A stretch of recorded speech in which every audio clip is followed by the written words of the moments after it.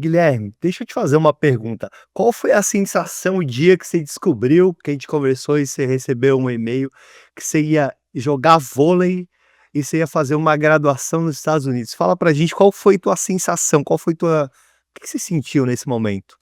Realização de um sonho.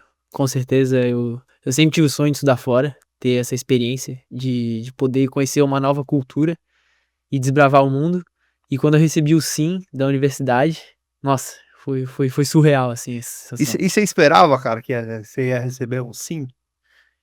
Do jeito que eu tentei, eu acreditei, que não foi fácil. Eu recebi vários nãos e eu tentei ao máximo, eu tinha certeza que eu tinha me dedicado ao máximo e ia acontecer de alguma forma ou outra, eu ia fazer acontecer. E você que está nos acompanhando, né, que sabe que a Casa do Seu Podcast é um podcast sobre empreendedorismo, vocês perceberam que para ele poder, jogar vôlei, né, praticar um esporte em competição, né, nos Estados Unidos, universitário, né, Sim. vôlei universitário, e para poder estudar, ele precisou acreditar.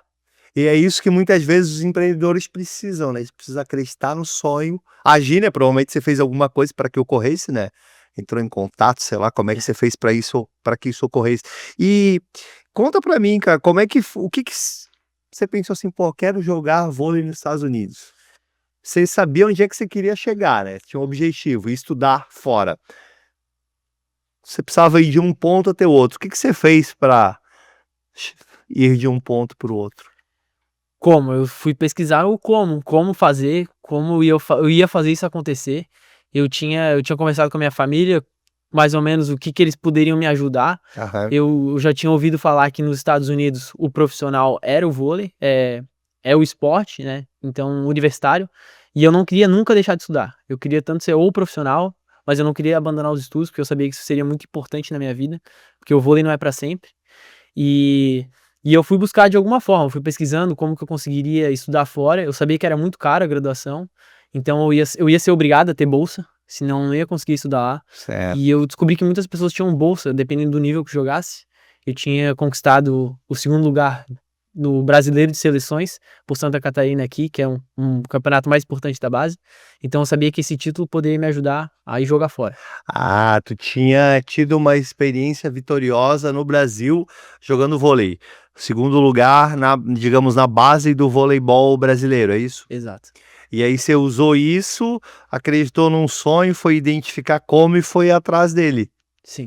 Recebeu foi fácil, cara? Recebeu sempre sim ou teve nãos também? Não, teve vários nãos, e foi uma luta mesmo, porque eu mandei mais de 300 e-mails, eu mandei para todas as universidades dos Estados Unidos, quem eu era, com onde eu tinha jogado, o que eu já tinha conquistado, e foi um desafio mesmo, e eu sabia que eu não queria desistir, eu não ia desistir de qualquer jeito. Vejam só, ele mandou 300 e-mails para 300 universidades, obviamente que em inglês, né, Claro, todos eles. E às vezes você que está começando, está empreendendo, precisa ligar para 20 pessoas e acha que é muito.